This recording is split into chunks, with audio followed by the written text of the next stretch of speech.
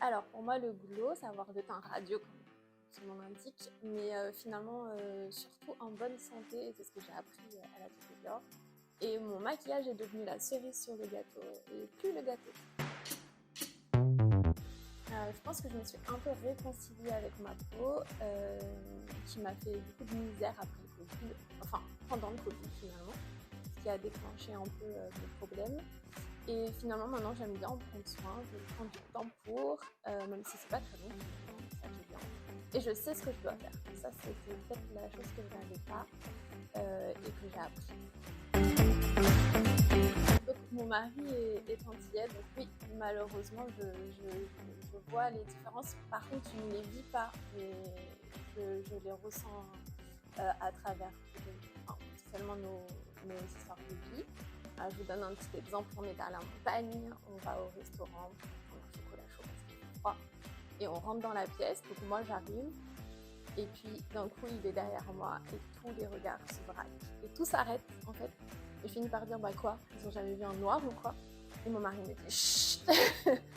Non, en fait tout s'est arrêté et ils se sont en fait tous bloqués. Et du coup, j'ai pas pu m'empêcher de dire, mais parce que c'était clair que c'était ça en fait la différence. Et donc, j'ai pas pu m'empêcher de dire, mais ils ont jamais vu un noir, c'est pas possible. Et du coup, c'est là où vraiment, je pense que c'est une des fois, et pourtant ça fait des années qu'on est ensemble, c'est une des fois où j'ai vraiment vu la différence. Mais franchement, je peux pas dire que je le vis, je le traverse. Par contre, on a une fille, donc il va être important de surveiller ça de près et de l'accompagner parce que malheureusement, je pense que même en 2023, on en est encore là. Enfin, je suis dans la melting pot depuis toute petite en fait et pour moi c'était normal en fait. La normalité c'est la diversité et finalement on se rend compte que plus le temps passe et plus on revient en arrière sur ça. Et effectivement, c'est quelque chose. Alors nous, on vit dans une ville où on a cette diversité. J'avoue que je suis heureuse que ma fille vive dans la diversité.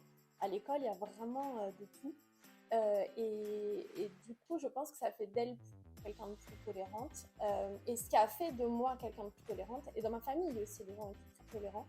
D'ailleurs, mon mari était hyper bien accueilli par mes grands-parents, ce qui aurait pu ne pas être le cas il y a 20 ans en fait.